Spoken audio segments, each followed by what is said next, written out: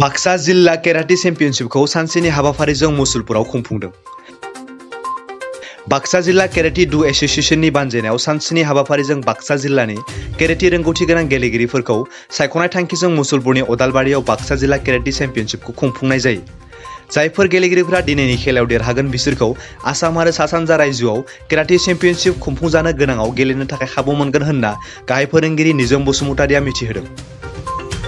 बेजों लोगोसेनो सोरखारनि फारसे खावलायनानै बाक्सा जिल्ला केराटिनि नेहाथारि आरो गाहाय फोरोंगिरि निजोम बसुमतारिया बुंथियोदि बाक्सा जिल्लायाव केराटि गेलेग्रा फरायसाफोरा गोबां दं, नाथाय नांगौ बादियै केराटिनि फोरोंथाय होग्रा जायगा गैया। बेनिखायनो सोरखारा बेनि फारसे राहा लायोब्ला केराटिनि बिथिङाव गोबां दावगालांनो हागोन होननानै बुंथियो।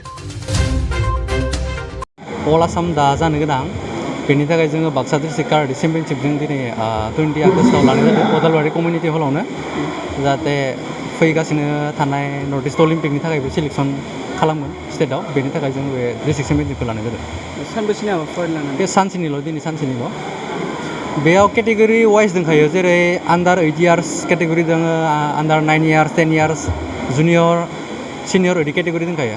गावबागाव केटेगरि वाइज हिसाबै जाय गल्ड मेडेल आरो सिलभार मेडेल मोनगोन बिसोरनो पार्टिसिपेट खालामगोन। साबेसे पार्टिसिपेट खालामबाय दङ? बेयावथ' दा टटेल 80+। 80+। औ। गेलेनायफोराथ' जोबोद मोजाङानो, खिन्थु जोङो नांगौ बायदि एक्सुवेलि मोजां ट्रेनिं होनो हायाखै। बेबो मोनसे गिदिर प्रब्लेम जाना थादों जोंनिया, आरो मोजां जायगाबो गैया। बेफोरनि थाखाय किसुमान गथ'फोरा गोसो थानानैबो गोसो थाबाबो मोजां जायगा मोनैनि थाखाय प्रेक्टिस मोजाङै खालामनायनि थाखाय मोजां पारफर्म खालामनो हायाखै। बेबो मोनसे दुखुनांथाव जाना दङ। खिन्थु दाबो जिखिनि गेलेगिरि दङ बेयाव जोबोद मोजां गेलेगासिनो दङ। दा जोङो बेयाव जाय सेलेक्सन जागोन बिसोरखौ जोङो स्पेसियेलि ट्रेनिं केम्पबो लाखिदो। दा बे जोबनायनि उनाव जोङो माला ट्रेनिं केम्प जागोन बेखौ जोङो माबा खालाम। बेयाव गल्ड थागोन, सिलभार थागोन, ब्रन्ज मोननै थागोन, जइन्ट थार्ड मोनब्रै, थार्ड ओमफ्राय जइन्ट थार्ड। आल्टिमेट बे बाक्सा डिस्ट्रिक्ट काराटे चेम्पियनशिप, बे बाक्सा डिस्ट्रिक्ट काराटे चेम्पियनशिप बे जाबाय फैगासिनो थानाय स्टेट चेम्पियनशिपनि आरो नर्थ इस्ट अलिम्पिकनि थाखाय बेखौ चेम्पियनशिपखौबो बेखौ लानानै जों बे चेम्पियनशिपखौ लानाय जादों दिनै।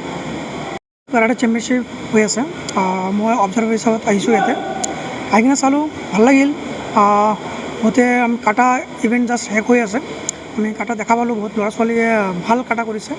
আশা কৰিছোঁ আগন্তুক দিনত আৰু ভাল কাটা কৰিব।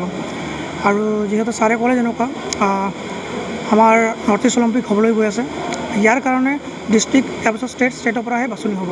তো বহুত ইম্পৰ্টেণ্ট গেম হয় আৰু খুব ধুনীয়া পাৰফৰ্ম কৰি আছে। আৰু ইয়াৰ বাক্সা ডিষ্ট্ৰিক্টৰ নাম উজ্জ্বল কৰিব এনেকৈ আশা ৰাখিছোঁ। আৰু আপোনাৰ ষ্টেট চেম্পিয়নশ্বিপ হ'ব।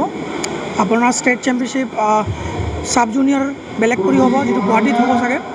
আৰু এতিয়াও আপোনাৰ ডিষ্ট্ৰিক্টৰ গোটেই ইভেণ্টবিলাক এতিয়াও আমাৰ ছাৰতে ডিক্লেয়াৰ কৰা নাই, অতি সোনকালে ডিক্লেয়াৰ কৰিব। আৰু আপোনাৰ ষ্টেট চেম্পিয়নশ্বিপৰ পৰা নৰ্থ ইষ্ট অলিম্পিকলৈ যাব।